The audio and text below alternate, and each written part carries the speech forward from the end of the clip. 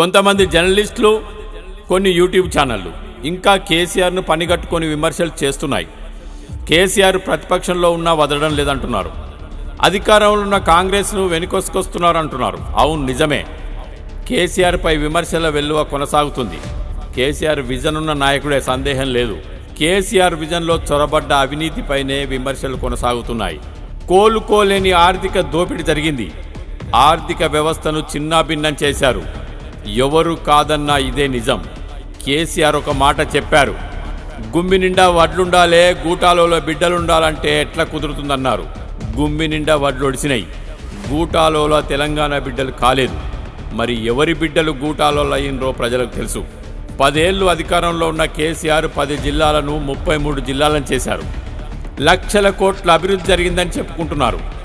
భూ రికార్డుల ప్రక్షాళన చేశారు. భూస్వాముల భూములకు రక్షణగా ధరణి తెచ్చిపెట్టారు. రక్తం చిందకుండా తెలంగాణ ఉద్యమం నడిపిన కేసీఆర్ రికార్డుల సవరణలో అనేక మంది చిన్నకారు రైతులు ఆత్మహత్య చేసుకోకుండా ఆపలేకపోయారు.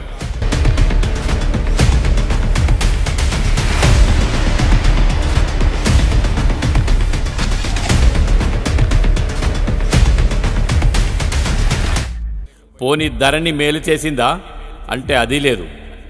కౌలు రైతును చీదరించుకున్నారు.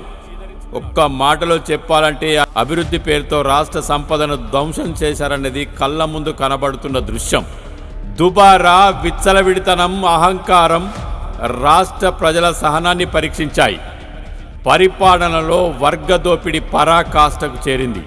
దీంతో అనేక యూట్యూబ్ ఛానళ్లు, మల్లన్నలు, రఘుల్లాంటి వాళ్ళు జర్నలిస్టులు పుట్టుకొచ్చారు.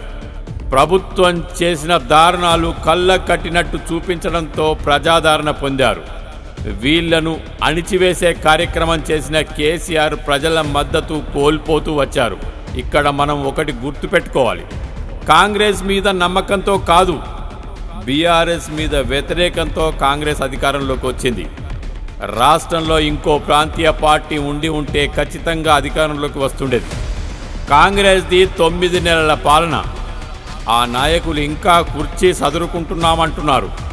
సహకరించని ఆర్థిక వ్యవస్థతో రుణమాఫీ లాంటి సాహసం చేస్తున్నారు. కాంగ్రెస్తో రాష్ట్రం డెవలప్ అవుతుందని తెలంగాణ ప్రజలు అనుకోవడం లేదు. సమిష్టి నిర్ణయాలు, చీకటి ఒప్పందాలకు కాంగ్రెస్ పెట్టింది పేరు. కేసీఆర్ రచించిన కొన్ని పథకాలు కేవలం స్కాముల కోసమే అన్నట్టు ఫలితాలు చెప్తున్నాయి. కేసీఆర్ పేరుతో ఆయన కుటుంబ సభ్యుల కనుసన్నల్లో జరిగిన దోపిడీ రాష్ట్రాన్ని అప్పుల ఊబిలోకి నెట్టింది. ఒక్క ముచ్చటలో చెప్పాలంటే రూపాయికి పూర్తి చేసే పనిని 10 రూపాయల ఖర్చు చూపారు.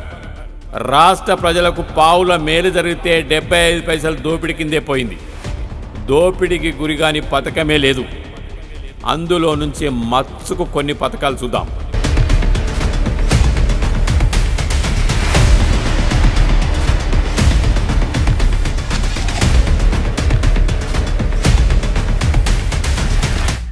దళిత బంధు, ఇది కేసీఆర్ను గద్దె దించిన పథకం అంటేనే బాగుంటుంది.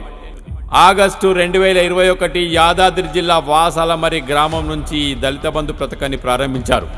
2021 ఆగస్టు 16న కరీంనగర్ జిల్లా హుజురాబాద్ చాలపల్లిని పైలట్ ప్రాజెక్టుగా తీసుకున్నారు.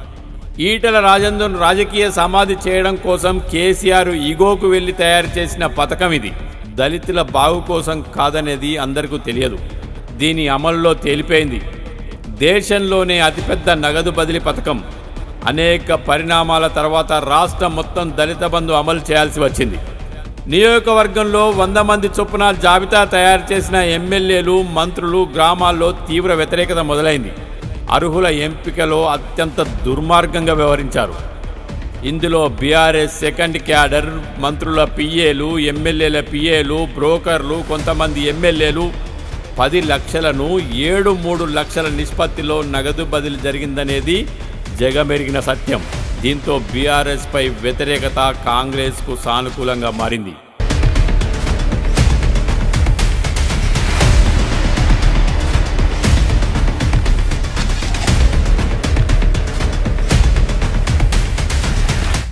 ఇక రెండవ పథకం గొర్రెల పథకం.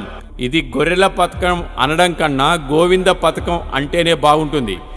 స్కాములకే స్కాము, స్కాములకు అమ్మ మొగడు ఈ గొర్రెల పథకం. ప్రజల సొమ్మును అడ్డంగా భోంచేశారు.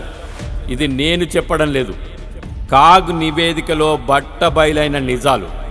కేసీఆర్ 20 జూన్ 2017లో ఈ పథకాన్ని ప్రారంభించారు. ఇందుకోసం బడ్జెట్లో 1200 కోట్లు కేటాయించారు. మొదటి విడతలో 5000 కోట్లు ఖర్చు చేశారు. రెండో విడతలో 6000 కోట్లు ఖర్చు చేశారు. ఇది యాదవ సోదరులకు వరమే, కానీ అమలు చేయమని అవినీతిలో పెరిగిన అనకొండ చేతిలో పెట్టారు. ఇందులో కల్వకుంట్ల కుటుంబ సభ్యుల వెంట ఉన్న భజనగలు, డిపార్ట్మెంట్లో ఉన్న అవినీతి పరులు, అధికారులు కలిసి గొర్రెలను భోంచేశారు. చివరికి మంత్రి పేజీలో ఉన్న ఫైళ్లు తగలబెట్టే స్థాయికి అవినీతి చేరింది. యాదవులకు మేలు జరిగింది గోరంతా, అవినీతి జరిగింది కొండంతా. ఈ పథకంలో జరిగిన 700 కోట్ల అవినీతి భాగవతానికి కేసీఆర్ను విమర్శించకపోతే యాదవులను విమర్శిస్తారా? పథకాన్ని, ప్రభుత్వాన్ని విమర్శించకపోతే లబ్ధిదారులను విమర్శిస్తారా? 700 కోట్లు ఎవనబ్బ సొమ్ము? ఇది ప్రజల సొమ్ము కాదా? బాధ్యతగా వ్యవహరించాల్సిన సీఎస్ 1000 కోట్ల స్కామ్లో ఇరుక్కున్నారు. ఇది ఎవరి నెగ్లిజెన్సీ? ప్రభుత్వ నెగ్లిజెన్సీ కాదా? ఇది కేసీఆర్ నెగ్లిజెన్సీ కాదా? ఇది ప్రజల సొమ్ము కాదా? ఇంకో విచిత్రం ఏంటంటే, గొర్రెల పథకంలో బైక్ మీద 120 గొర్రెలు తీసుకొచ్చారట. ఇది వినడానికి ఇబ్బందిగా లేదా? ఇది ఆర్థిక విధ్వంసం కాదా? కేసీఆర్ని ఎందుకు విమర్శించకూడదో కొంతమంది భజన పరులకు తెలుసుకోవాలి.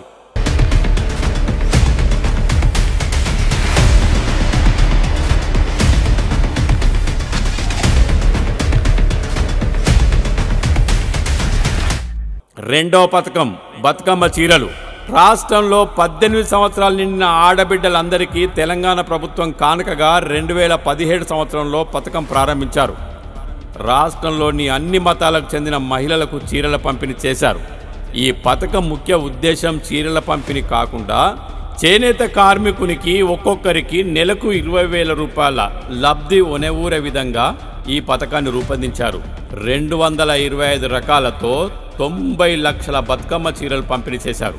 తెలంగాణ చేనేత కార్మికులకు లబ్ధి ఒనగూరకపోగా సూరత్ నుంచి కిలోల చొప్పున చీరలు తీసుకొచ్చి తెలంగాణ ఆడపడుచులను మోసం చేశారనే అపవాదు మూటగట్టుకున్నారు. ఈ చీరలను ఆడపడుచులు కట్టుకోవడం కన్నా వ్యవసాయ పంట పొలాల్లో ఎక్కువగా ఉపయోగిస్తున్నారు. ఆడపడుచులకు చీరలు ఇమ్మని ఏ రోజు కోరలేదు. ఇది అనవసర పథకమని తెలిసినా దీన్ని కొనసాగించారు. ఎవరి లబ్ధి కోసం కొనసాగించారు?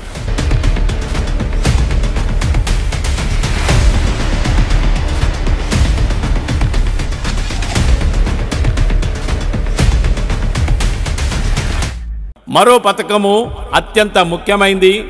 కేసీఆర్ ఆత్మబంధు రైతు బంధు. 2018 మే 18 కరీంనగర్ జిల్లా హుజురాబాద్ నియోజకవర్గం నుంచి దీన్ని ప్రారంభించారు. 2023 ఆగస్టు వరకు 11 విడతల్లో 68.94 లక్షల మంది రైతు ఖాతాల్లో 72.910 కోట్ల రూపాయలు రైతులకు పెట్టుబడిగా చెల్లించారు. రైతు బంధు ఓ లోపాల పుట్ట. వ్యవసాయం చేసే రైతులకు ఒనగూరిన మేలు కంటే 10 దుర్వినియోగం జరిగిందనేది వాస్తవం. గుట్టలకు, చెట్లకు, రింగు రోడ్లకు, చెరువులకు, వ్యవసాయానికి వీలు లేని భూములకు రైతు బంధు చెల్లించారు. అమెరికాలో ఉన్న ఎన్ఆర్ఐ కూడా రైతు బంధు తీసుకున్నాడు. 50 ఎకరాల్లో ఉన్న భూస్వాములకు రైతు బంధు పేరుతో 1000 కోట్లు దోచిపెట్టారు. కానీ కౌలు రైతును కనికరించలేదు. ఇందులో జరిగిన దుర్వినియోగం సరిచేయకపోవడంతో విపరీతంగా ప్రజలపై ఆర్థిక భారం పడింది. కేసీఆర్ రైతు బంధువు కంటే భూస్వాముల బంధువుగానే వ్యవహరించారనేది విమర్శలున్నాయి.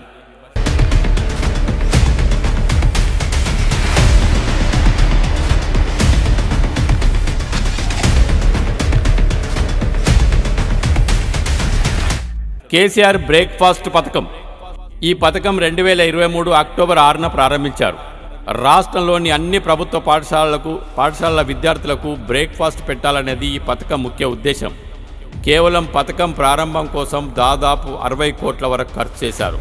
వారం రోజులు టిఫిన్ ఖర్చులు పెట్టి ఆ ఖర్చులను ఉపాధ్యాయులను ఎత్తిన పెట్టి పథకాన్ని మూలకు పడేశారు. అంటే ప్రజల సొమ్ము, ప్రజాధనము ఎంత విచ్చలవిడిగా, ఎంత నిర్లక్ష్యంగా ఖర్చు పెట్టారో, కేసీఆర్ ప్రభుత్వంలో ఎంత ఆర్థిక విధ్వంసం జరిగిందో ఒక్కొక్క పథకాన్ని వివరిస్తే అన్నిట్లోనూ అవినీతే ప్రధాన పాత్ర పోషిస్తుంది. ఇంకెందుకు కేసీఆర్ విమర్శించకూడదో